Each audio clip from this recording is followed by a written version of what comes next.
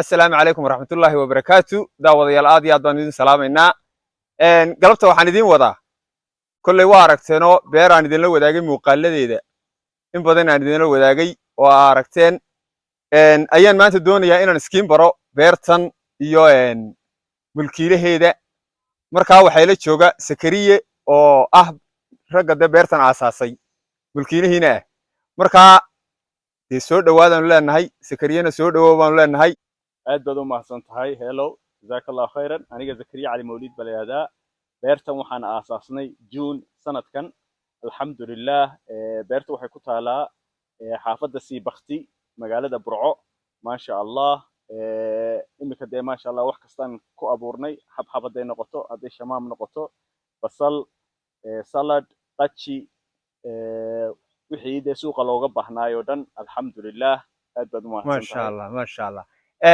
waa maqlayseen wuxuu yiri bishan June 2022 aasaasnay beerta inta dheeg ee laga wada jaray qudaartii oo dhan nooc kastaana ku wada yaalin imankana ay diyaar ku wada yihiin marka halka waxay nooga cad in wax beerashadu fududahay laakiin dadkeenu aanay ku baraarugsanayn Sakariya waxaan leenahay Ilaahay ku barakeeyo dhamaan beertii dalka iyo dadka wada deeqdana Ilaahay ha ka dhigo ma sha Allah deema ka noqotay bulshadana waxaan oran lahayo kaliya waliba gaar ahaan reer Burco beerta kaalaya oo waxa suuqa uga baahnaa halkan yaala markay soo godo hadii Ilaahay idmo la yeesho macmiil oo ahaada oo nugu soo xidhma waan leeyahay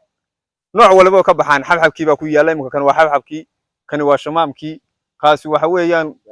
baamiyihii ka shaqeysa waa kostadii kamasartii miyaan dhamayn karaya ilaa halka waxa inta dambe oo dhan waxa weeyaan iyaduna basashi waxa xagga dambe waa laga maarmiyaa Ethiopia iyo hawlaheedii iyo maalin dhow baabuur baa soo socota iyo hadhowta waxba sixir in la yiraahdo waxba qaali garoobay iyo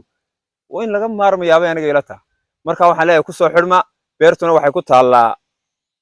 Burco gaar ahaan Balaase marka laga sii tago Siibakti jawaaba kanba beerihii kale ku dhawi marka waxaan leenahay hamoogaanina beerta magaceeda waxa la yiraahdaa Mawlid Farm ama beerta Mawlid basashiyo baxayso bisha 11aad bartankeeda diyaar ah hadii uu boqor yeelo kamasariyo bislaado barooyo la gadayo xabxab baahida reebiyo shamaamaadu bogaysiyo kostadii beledkeena iyo baamiyihiiba beertana wada haysa qudaartii u badneed waa bushaariye khayr bulshooyaan laga daahay